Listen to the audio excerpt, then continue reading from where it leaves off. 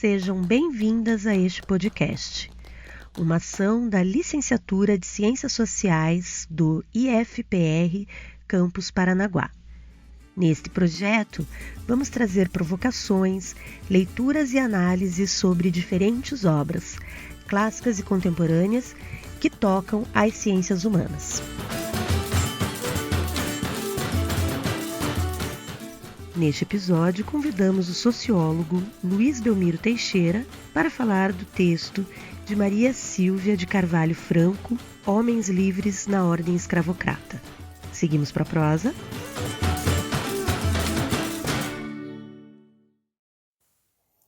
Oi, gente. Meu nome é Luiz, eu sou professor de Sociologia do Instituto Federal do Paraná, no campus Paranaguá, onde eu atuo nos cursos de ensino médio técnico integrado e também no curso de licenciatura em Ciências Sociais, no qual eu já tive a oportunidade de trabalhar com diversas disciplinas, e uma delas, em especial, foi uma das que mais me trouxe realização nessa minha carreira enquanto de professor.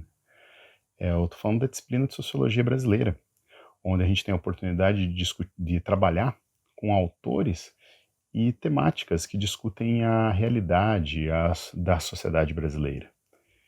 E eu digo que que essa disciplina me realiza, que essa disciplina dá uma felicidade grande em trabalhar nela, porque eu sinto que essa disciplina ela consegue ter um envolvimento grande dos estudantes, porque eles percebem a proximidade dos conteúdos trabalhados com a realidade cotidiana deles, onde eles podem discutir fenômenos sociais que eles vivenciam todos os dias, nas suas casas, no seu trabalho, com suas famílias, com seus amigos. E hoje aqui eu quero trazer uma autora que eu acho que é uma das principais, que produziu, né, uma das principais obras da sociologia brasileira. Estou falando da Maria Sílvia de Carvalho Franco e particularmente da obra Homens Livres na Ordem Escravocrata. Bem, em primeiro lugar eu gostaria de apresentar a autora para vocês. A Maria Sílvia de Carvalho Franco é nascida na cidade de São Paulo, no ano de 1930, e agora em 2020 está completando 90 anos.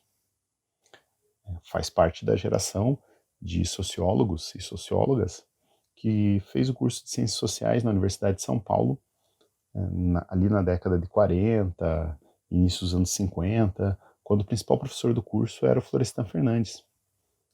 E o Florestan é importante na trajetória da Maria Sílvia, porque ela fez parte do grupo de pesquisa criado por ele.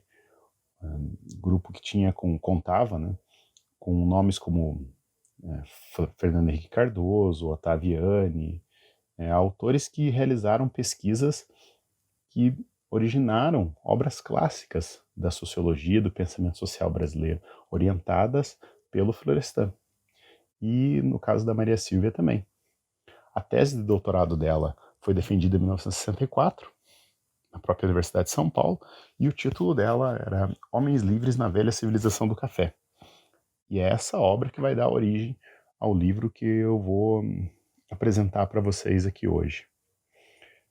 A Maria Sílvia se consolidou como professora da Universidade de São Paulo na década de 60, durante os anos que foram marcados pela ditadura civil-militar no Brasil, né?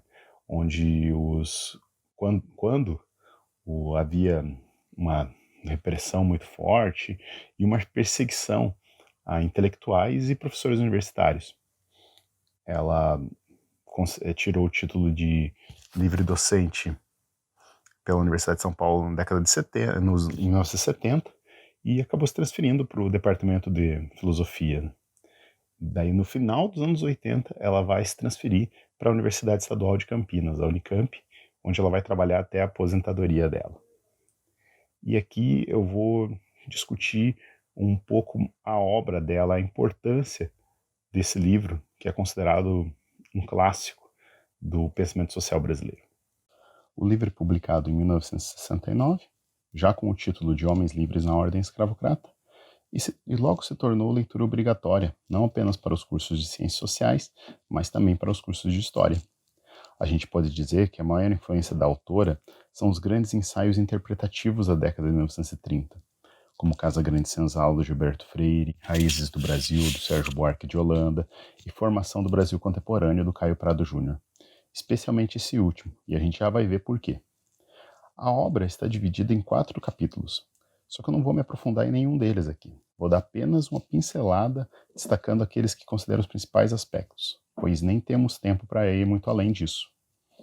Gostaria de começar falando que a pesquisa que deu origem ao livro procurava preencher uma lacuna dos estudos sobre o Brasil colônia de até então. Estes se focavam ou nos senhores de escravos, os grandes latifundiários, ou na vida dos negros que eram escravizados. Ou seja, estes estudos se limitavam aos elementos que participavam de forma mais evidente do processo produtivo do sistema colonial, deixando de fora outro elemento que também era importante, sem o qual não era possível compreender a organização da sociedade brasileira da época. Esse elemento eram os homens brancos livres e pobres. A partir destes, a autora vai mostrar como o sistema colonial era uma unidade contraditória. Vide o latifúndio, o modelo de propriedade no qual estava baseado. Os grandes latifúndios congregavam 2 tipos de atividades econômicas opostas. De um lado, a produção de economia de mercadorias voltada principalmente para a exportação, o mercado externo já nos moldes capitalistas, e de outro lado, a produção dos meios de vida, através da agricultura de subsistência, que nós conhecemos até hoje como agricultura familiar, em pequenas propriedades, tocada justamente pelos homens brancos livres e pobres. Aqui se faz presente a influência de Caio Prado Júnior, pois o autor já apontava na sua obra a existência de um processo integrador no Brasil colônia, que gerava uma grande diferenciação socioeconômica ao incorporar a agricultura de subsistência e o trabalho livre ao processo produtivo. Tanto Caio Prado quanto Maria Sílvia se recusavam a adotar esquemas interpretativos que pudessem ser reducionistas, como os dualismos feudalismo versus capitalismo, modernidade versus tradição, trabalho livre versus trabalho escravo, pois a realidade brasileira da época era bem mais complexa do que esses esquemas poderiam supor. Isso não quer dizer que Maria Sílvia simplesmente abandona autores clássicos do pensamento sociológico e seus conceitos. Na verdade, ela os aprofunda para conseguir dar conta do seu objeto de estudo. Nesse sentido, Marx e Weber estão presentes na obra.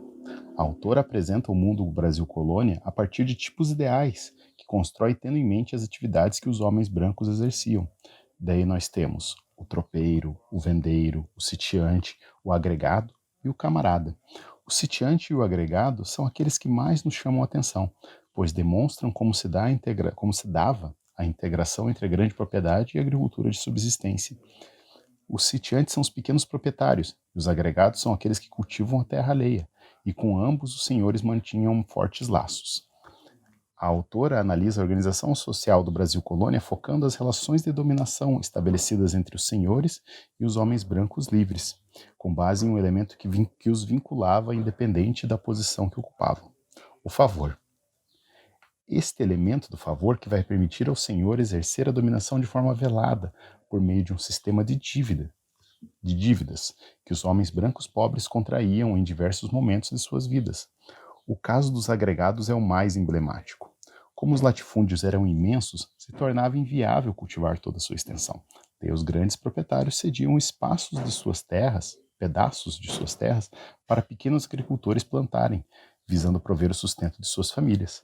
Eles iam se agregando à propriedade do senhor, daí o sentido do termo.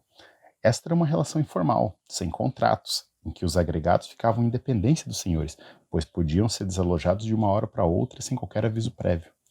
Era passada a imagem de que a relação entre o senhor e os pequenos era de igualdade, tanto que estes seriam amigos aos olhos da sociedade. E os homens brancos pobres se orgulhavam de serem próximos dos ricos, acreditando que um dia poderiam enriquecer também e chegar a grandes proprietários. A relação que melhor passava essa impressão era o compadrio, quando o senhor aceitava o convite do pequeno e batizava um de seus filhos. Então, o pequeno podia se considerar um igual, praticamente um parente do grande, e com a vantagem de garantir um futuro para seu filho, pois era apadrinhado pelo resto da vida, indicado para ocupar posições sociais por seu padrinho. Lembrando que nessa época não existia ainda concurso público. Os servidores, via de regra, eram indicados pelos senhores, ou seja, até a estrutura social estatal era permeada pelo favor. Daí era comum o exercício da atividade pública atender os interesses dos grandes, pela atuação de seus afilhados, que se sentiam na obrigação de retribuírem o favor que receberam ao ganharem os cargos que ocupavam. E até mesmo o processo eleitoral era marcado por estas relações de dominação, pois os homens brancos pobres votavam cegamente nos candidatos indicados pelos senhores, também retribuindo favores que já haviam recebido. Vemos aí o germe do clientelismo e do coronelismo, duas práticas que marcam profundamente nossa sociedade até os dias de hoje. Para a gente já ir finalizando, este é o mundo colonial que a Maria Silvia de Carvalho Franco nos apresenta em Homens Livres na Ordem Escravocrata. Longe de uma visão idealizada que romantiza o interior do Brasil, a autora mostra, por exemplo, que a vida comunitária não era nada harmoniosa e pacífica, sendo pautada por um código moral de lealdade e honra pessoal que geralmente levava a resoluções violentas dos conflitos existentes. Além disso, a autora sempre procura fugir dos reducionismos, evitando se filiar a uma única corrente teórica, como o marxismo ou o weberianismo. Uma orientação comum no grupo de pesquisa coordenado por Florestan Fernandes, que recusava uma leitura ortodoxa da realidade brasileira, primando por um exaustivo trabalho de campo e originalidade em suas obras. De certa forma, isso acabou influenciando na recepção que a obra teve nas décadas seguintes, pois com a especialização cada vez maior da academia brasileira, a dificuldade de encaixá-la nesta ou naquela tradição sociológica impactou no seu alcance. Eu espero ansiosamente que em breve possa voltar a trabalhar com esse texto na disciplina de Sociologia Brasileira, fazendo aproximações com aspectos atuais da nossa sociedade, como recentemente o fez Gessé de Souza, no livro A Classe Média no Espelho, onde volta à obra de Maria Silvia para encontrar algumas das raízes da classe média brasileira, que de uma certa forma também padece da mesma visão que os pequenos agricultores de antigamente, se enxergando muito mais próximos das classes altas do que das classes populares, com quem na verdade compartilham grande parte das dificuldades enfrentadas todos os dias em suas vidas. Outra faceta da especialização que afetou a recepção da obra foi a perda de espaço das grandes interpretações para as pesquisas mais focadas, com menor amplitude em suas análises. De uma certa forma, podemos dizer que nas últimas décadas, nossa sociologia foi ficando menos ambiciosa, até porque hoje em dia o tempo que temos para realizar uma pesquisa de doutorado é bem reduzido. 4 anos passam voando. Mas que essas grandes ambições ao menos nos sirvam de inspiração no desenvolvimento de nossas pesquisas durante nossas carreiras como cientistas sociais. É isso, gente. Eu queria agradecer a todos e a todas que ouviram até aqui esse podcast. E eu espero que a gente possa se encontrar assim que passar tudo isso que nós estamos vivendo. Fiquem bem e até a próxima. Tchau, tchau.